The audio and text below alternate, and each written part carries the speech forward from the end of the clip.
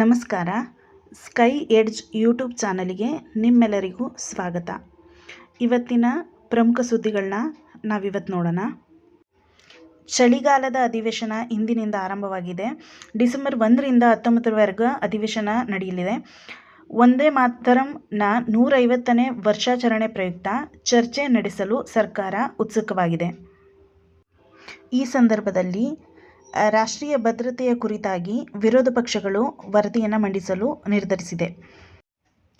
ದ್ವಿತ್ವಾ ಚಂಡಮಾರುತದ ಪರಿಣಾಮವಾಗಿ ದಕ್ಷಿಣ ಭಾರತದಲ್ಲಿ ಹೈ ಅಲರ್ಟ್ ಘೋಷಣೆಯನ್ನು ಮಾಡಲಾಗಿದೆ. ಶ್ರೀಲಂಕಾದಲ್ಲಿ ಹೆಚ್ಚು ಅಪಾಯಕಾರಿ 330ಕ್ಕಿಂತ ಅಧಿಕ ಸಾವುಗಳ ವರದಿಯಾಗಿದೆ. ಗಂಟೆಗೆ 70ರಿಂದ 80 ಕಿಲೋಮೀಟರ್ ವೇಗದಲ್ಲಿ ಗಾಳಿ ಸಂಚರಿಸುತ್ತಿದ್ದು, ಪುದುಚೇರಿ, ತಮಿಳುನಾಡು, ಆಂಧ್ರ ಪ್ರದೇಶದಲ್ಲಿ ರೆಡ್ ಅಲರ್ಟ್ ಘೋಷಣೆಯನ್ನು ಮಾಡಲಾಗಿದೆ. ಕರ್ನಾಟಕದಲ್ಲಿಯೂ ಬಿರುಗಾಳಿ ಸಮೇತವಾಗಿ ಮಳೆ ಆರಂಭವಾಗಿದ್ದು, ಪ್ರವಾಹದ ಪರಿಸ್ಥಿತಿಯನ್ನು ಶ್ರೀಲಂಕಾ ಅನುಭವಿಸುತ್ತಿದೆ. ದ್ವಿತ್ವಾ ಚಂಡಮಾರುತದ ಪರಿಣಾಮವಾಗಿ ಬೆಂಗಳೂರಿನಲ್ಲಿಯೂ ಕೂಡ ಚಳಿಯ ವಾತಾವರಣ ಮುಂದುವರೆದಿದೆ. ನೆರೆಯ ರಾಷ್ಟ್ರವಾದ ಶ್ರೀಲಂಕಾಕ್ಕೆ ಭಾರತವು INS ವಿಕ್ರಾಂತ್ ಮತ್ತು INS ಉದಯಗಿರಿಯಿಂದ ಸಹಕಾರ ಹಸ್ತವನ್ನು ಚಾಚಿದೆ. ಶ್ರೀಲಂಕಾಕ್ಕೆ ಸಹಕಾರ ಹಸ್ತವನ್ನು ಚಾಚಿರುವ ವಿಚಾರವನ್ನು ವಿದೇಶಾಂಗ ಸಚಿವರಾದಂತಹ ಜಯಶಂಕರ್ ಅವರು ಟ್ವೀಟ್ ಮೂಲಕ ತಿಳಿಸಿದ್ದಾರೆ. ಭಾರೀ ಮಳೆಯಿಂದಾಗಿ ಕೊಲಂಬೋದ ವೆಲ್ಲಾಂಪಿತಿಯಾದಲ್ಲಿ ರಸ್ತೆಗಳು ಜಲಾವೃತಗೊಂಡಿದ್ದು, ಮರಗಳೆಲ್ಲ ಧರೆಗುರುಳಿದೆ. ಪ್ರಧಾನಮಂತ್ರಿ ನರೇಂದ್ರ ಮೋದಿಯಿಂದ ಜಗತ್ತಿನಲ್ಲೇ ಎತ್ತರವಾದ ಶ್ರೀರಾಮ ಪ್ರತಿಮೆ ಅನಾವರಣಗೊಂಡಿದೆ. ಶ್ರೀರಾಮ ಪ್ರತಿಮೆಯು 77 ಅಡಿ ಎತ್ತರವನ್ನು ಹೊಂದಿದ್ದು, ದಕ್ಷಿಣ ಗೋವಾದ ಶ್ರೀ ಸಂಸ್ಥಾನ ಗೋಕರ್ಣ ಜೀಮೋತ್ತಮ ಮಠದಲ್ಲಿ ಅನಾವರಣವನ್ನು ಮಾಡಲಾಗಿದ್ದು, ಶ್ರೀರಾಮ ಮೂರ್ತಿಯು ಅತ್ಯಂತ ಸುಂದರವಾಗಿಯೂ ಆಕರ್ಷಕವಾಗಿಯೂ ಕಂಗೊಳಿಸುತ್ತಿದೆ.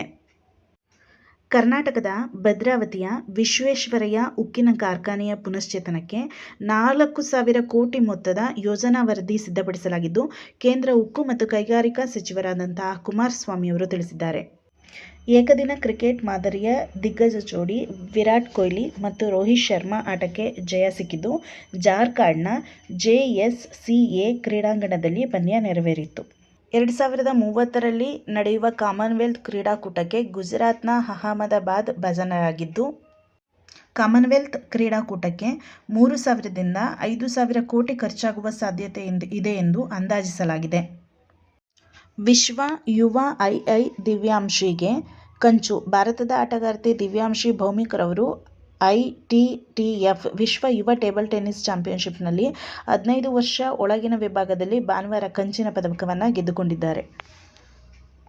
ನ್ಯಾಷನಲ್ ಹೆರಾಲ್ಡ್ ಪ್ರಕರಣಕ್ಕೆ ಸಂಬಂಧಿಸಿದಂತೆ ಕಾಂಗ್ರೆಸ್ ನಾಯಕಿ ಸೋನಿಯಾ ಗಾಂಧಿ, ಲೋಕಸಭೆ ವಿರೋಧ ಪಕ್ಷದ ನಾಯಕ ರಾಹುಲ್ ಗಾಂಧಿ ಮತ್ತು ಇತರ ಆರೋಪಿಗಳ ವಿರುದ್ಧ ದೆಹಲಿ ಪೊಲೀಸರು FIR ದಾಖಲಿಸಿದ್ದಾರೆ. ಸಿಗರೇಟ್, ಗುಟ್ಕಾ, ಪಾನ್ ಮಸಾಲ ಸೇರಿ ಸಮಾಜ ಹಾಗೂ ಆರೋಗ್ಯಕ್ಕೆ ಹಾನಿಕಾರಕ ಎಂದು ಪರಿಗಣಿಸಲಾಗಿರುವ ಅನಾರೋಗ್ಯಕಾರಿ ಸರಕುಗಳ ಮೇಲೆ ಗರಿಷ್ಠ ಮಟ್ಟದ ತೆರಿಗೆ ಹೇರಲು ಕೇಂದ್ರ ಸರ್ಕಾರ ಮುಂದಾಗಿದೆ.